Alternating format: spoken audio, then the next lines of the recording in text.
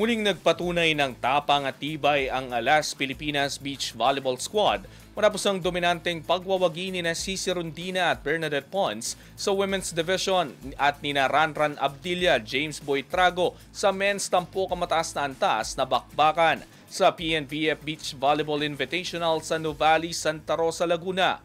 Ang ibang detalye alamin sa pag-abante ni Jonas Lavarias.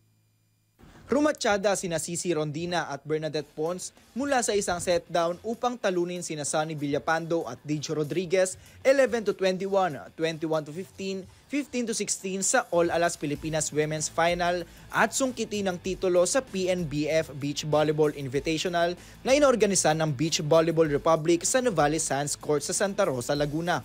Ang panalo ang ikalawang sunod na gintunang tambalan na nasungkit rin nila sa PNBF Beach Volleyball National Open noong Mayo.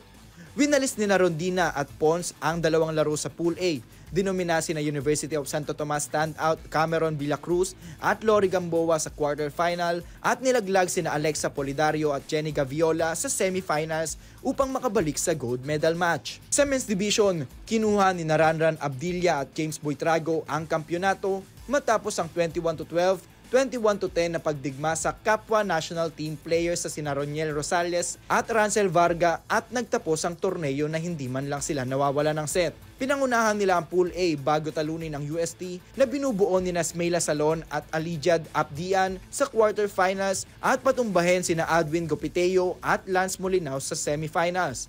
Sa women's third play match, sinelyuhan ni Clay Orilladena at Jen S. Lapor ng alas 3 ang podium finish matapos ang 21-17, 21-12 na panalo kontra Polidario at Gaviola. Sa men's side, kumumpleto sina Gupiteo at Molinao sa top 3 matapos ang 19-21, 21-19, 18-16 escape kontra Tolentino at Francisco. Ang dalawang araw na torneo ay nagsilbing paghahanda ng Alas Pilipinas Beach Volleyball Squad para sa 33rd Southeast Asian Games sa Thailand sa susunod na buwan. Ipapadala ng Pilipinas sina Rondilla at Pons at Rodriguez at Villapando sa women's competition, habang sina Buitrago at Abdilla, Rosales at Varga naman ang sasabak sa men's division.